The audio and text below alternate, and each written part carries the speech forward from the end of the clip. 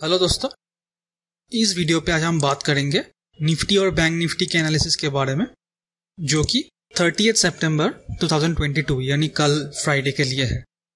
तो आज सितंबर की एक्सपायरी निकल चुका है और इस सितंबर की एक्सपायरी में ये नेगेटिव क्लोज हुआ है। तो कल के वीडियो अगर आप देखे हो तो आपको ये जरूर याद है कि मैंने कहा था कि अगर गैप अप होता है तो सेल ऑफ जरूर आएगा और एक रेंज जो कि आज के लो और कल के लो और कल के हाई है उसके बीच अटक सकता है। तो वैसा ही हुआ और अगर इस लो के नीचे क्लोज करता है तो हमको एक और डाउन साइड मिल सकता है और मेरा टारगेट जो है वो 16300 के नजदीक है।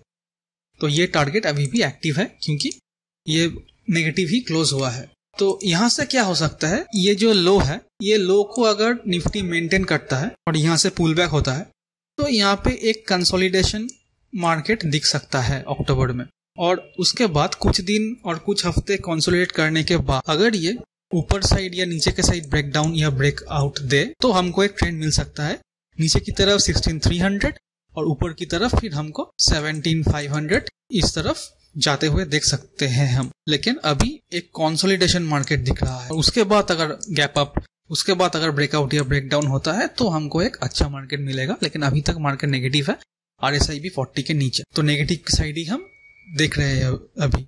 तो अगर ये लो ब्रेक होता है इमीडिएटली तो हम सेलिंग साइड ही थोड़ा देखेंगे, लेकिन कम क्वांटिटी के साथ। तो कल हम क्या कर सकते हैं, यहाँ पे एक W फॉर्मेशन होता हुआ दिख रहा है, तो एक डबल बॉटम की जैसा। तो पिछला लो के नीचे क्लोज हुआ था लेकिन उसके ऊपर ये कैंडल क्लोज है 330 का कैंडल, और यहाँ पे एक 40 सपोर्ट भी दिख रहा है और एक W फॉर्मेशन हो रहा है। अगर फ्लैट खुलता है इस रेंज में और यहाँ पे थोड़ा कंसोलिडेट करके फिर ऊपर साइड ब्रेकआउट देता है तो हम बाई कर सकते हैं और हमारा इमीडिएट टारगेट 16920 होगा और उसके बाद 17045 ये दो टारगेट हम देख सकते हैं।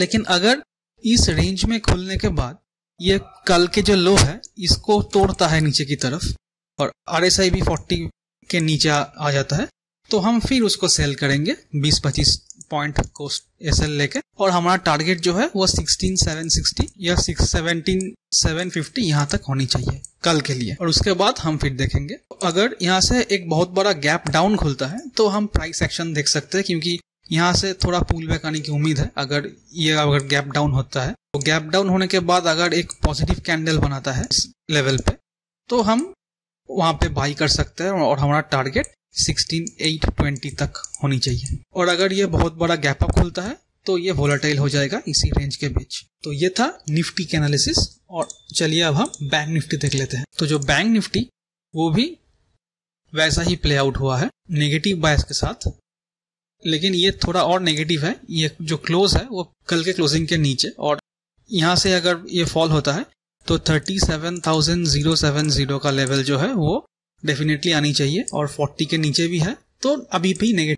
यहाँ से अगर नीचे आता है तो हमको थोड़ा कॉशियस होनी चाहिए। लेकिन यहाँ से भी एक पुल बैक दिख रहा है जो इसी लेवल 38500 और 37500 से लेकर 38500 ये जो एक रेंज है इसके बीच ही कंसोलिडेट करना चाहिए। फिर एक ऊपर की तरफ या एक नीचे की तरफ ब्रेकआउट या ब्रेकडाउन होनी चाहिए। लेकिन अभी साइडवेज इसी ब्रॉडर रेंज के बीच साइडवेज मार्केट दिख रहा है थोड़ा नेगेटिव बायस के साथ। तो कल हम क्या कर सकते हैं बैंक निफ्टी में, बैंक निफ्टी भी निफ्टी की तरह ही प्ले आउट कर रहा है और यहाँ से एक फॉल होने के बाद एक डबल बॉटम और W टाइप फॉर्मेशन बनाया है और यहाँ पे एक बेस फॉर्म हुआ है। तो अगर इसी रेंज के बीच बैंक निफ्टी खुले और थोड़ा टाइम स्पेंड करके फिर ऊपर जाए और इस लेवल को ब्रेक करे 37800 को, तो हम बाई कर सकते हैं और हमारा टारगेट 38000, पहला टारगेट 38000 और फिर 38200, ये दो टारगेट के लिए हम प्ले आउट कर सकते हैं। 80 पॉइंट का स्टॉप लॉस होना चाहिए। तो यहाँ पे एक बेस बनाता हुआ दिख रहा है। ये जो रेंज है इसको अगर नीचे की तरफ ब्रेक करता है तो हम 80 पॉइंट का स्टॉप लॉस देकर फिर इसको सेल करेंगे और हमारा टारगेट अभी 37300 होनी चाहिए। यहाँ पे ही सपोर्ट मिलेगा बैंक निफ्टी को अगर नीचे की तरफ जाता है। और अगर बहुत बड़ा गैप डाउन खुलता है तो ये नीचे आने के बाद शार्प रिकवर कर जाएगा और यहाँ पे हम बाई कर सकते हैं टारगेट 37700 के लिए। और अगर गैप अप खुलता है बहुत बड़ा तो फिर ये 38000 के आसपास गैप अप खुलता है तो फिर ये 200 ऊपर की तरफ और 37,600 नीचे की तरफ, इसके बीच ही वोलाटाइल रहने वाला है। तो साइड से दिख रहा है मार्केट। तो ये था निफ्टी और बैंक निफ्टी के एनालिसिस। और you should remember that all these videos are for educational purposes only. So I hope you enjoyed this video and thank you for watching.